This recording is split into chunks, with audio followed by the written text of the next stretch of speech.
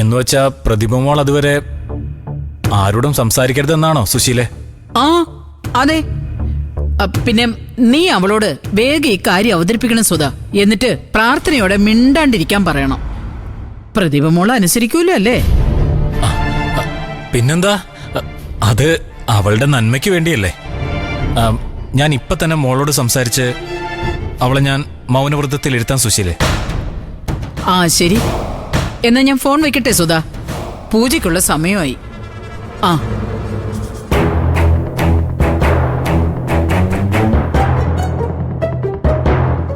Madam കണ്ടി പണിക്കര്, വേറെ പണിയില്ല. അമ്പിളി, അമ്പിളി. ആ അമ്പിളി ചേച്ചി ഇവിടെ ഇല്ല രഘുവേട്ടാ. അല്ല, അവള് പിന്നെ എവിടെ പോയി? ഇന്നലെ രാത്രി മനുഷ്യനെ ഉറക്കിയിട്ടില്ല.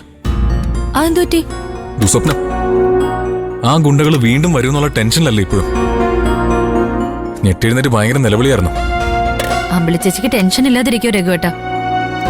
ആ സ്വർണം രഘുവേട്ടന്റെ കയ്യിൽ തന്നെ ഉണ്ടെന്ന് ഉറപ്പുള്ളത് പോലെയല്ലേ മാഫിയ സംഘം രഘുവേട്ടനെ പിന്തുടരുന്ന.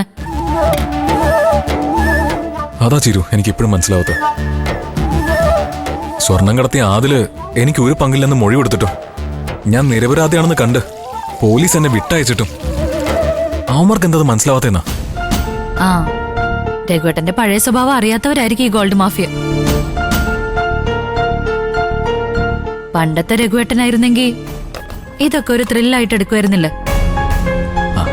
അത് ശരിയാ. ആ ഇപ്പോ വേറൊരു ടീമിന്റെ ഗോൾഡ് തട്ടിയെടുത്ത് രക്ഷപ്പെടാനൊന്നും ഞാൻ ശ്രമിക്കില്ല ചിരു.